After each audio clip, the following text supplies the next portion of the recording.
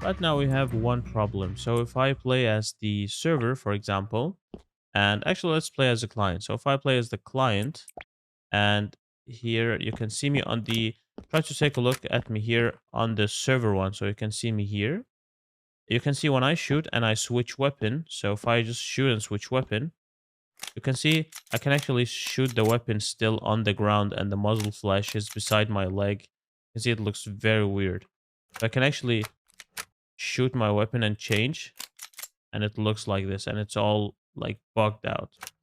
So actually we have to stop shooting whenever we switch the weapon because we don't want to do that.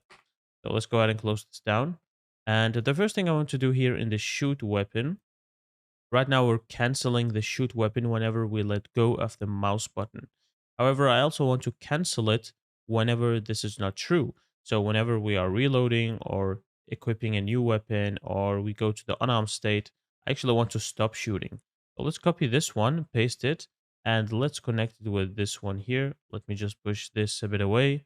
And here it is. So we're canceling the shoot weapon whenever one of those is not true. So you can actually go ahead and click on play and see what it looks like. Again, I'm going to play as the client. I'm going to take a look here on my big screen to see what it looks like. So if I just shoot and switch, now it does stop. However, you can see there is still one muzzle flash playing when I switch. You can see it on the ground. It doesn't register too fast. So if I shoot and switch, you can see it's still playing that one muzzle flash on the ground, which still looks buggy in the game. So we need to fix that. Okay, so let us do it here. So if we find the muzzle flash, and I'm going to clean all of this after this section. So we need to have this clean before we continue. So it's actually easier to work with. So the muzzle flash is down here where I play the sound effect as well. So here for the muzzle flash, I'm actually going to right click and promote this emitter that we create to a variable. And let us call it muzzle flash emitter. And let us connect it here again. I'm just going to play the sound just to see what it is like with the sound as well. Let us compile. And okay, so now we have this muzzle flash. Now we need to stop this muzzle flash at some point, and we need to find an early point here in the code. So when can we cancel this muzzle flash early on inside of the code to make it not bug?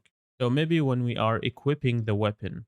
So if I just go up here and we try to find equip weapon here when we are switching the weapon. So over here, we don't really do it because here for the equip weapon, you're trying to look for the weapon in the inventory. And if you don't have it in the inventory, so if this is false, you're actually doing nothing. And it doesn't really make sense to stop the muzzle flash if you don't have anything in the inventory and you're not switching the weapon. So here in the equip weapon, I think I'll do it here whenever I actually found the weapon in my inventory because now my character is switching to another weapon. So here, I want to take my muzzle flash emitter. I'm going to right click and say convert to a validated get. And then I'm going to connect it here. So if it is valid, and let me just move all of this code a bit away so I can work here. So whenever it is valid, I'm going to drag and say component, destroy component, and then going to continue. However, if it is not valid, I just want to continue. So I don't want to destroy anything. So if it is not valid, just go ahead and continue whatever you did before. Let's go ahead and take a look here at the muzzle flash.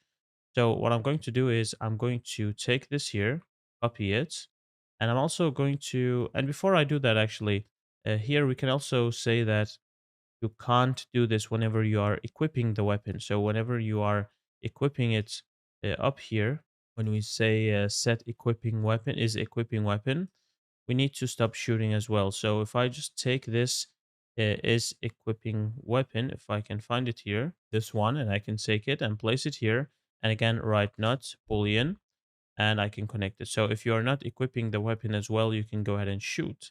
And I'm going to copy all of this. I'm going to paste it right before the emitter plays. So I'm actually going to check before I do all of this. I'm going to check if you can still do this. All right, so what we also need to do here, I believe, let's go up here in the weapon found in inventory, because when you find a weapon in the inventory, we don't want to play the muzzle flash anymore.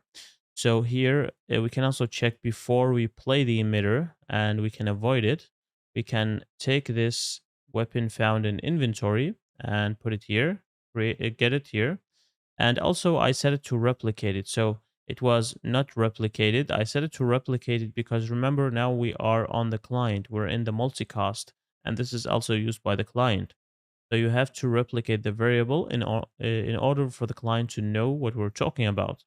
And let me just write not boolean. So whenever it is not found in the inventory, we can go ahead and shoot or play this emitter.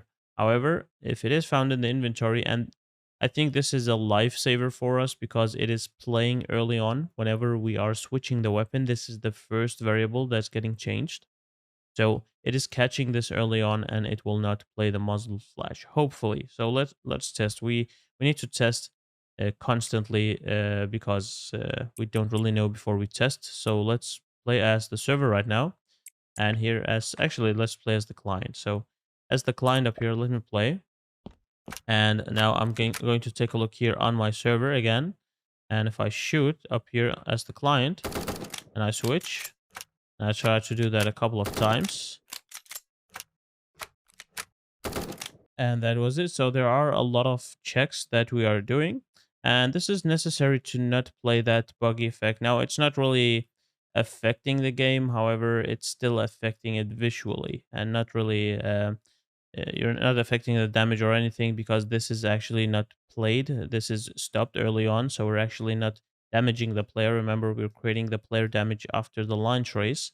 It is just a visual bug that we had that we got rid of. All right, so let's go ahead and compile everything. Let's save everything and let's move on to the next one.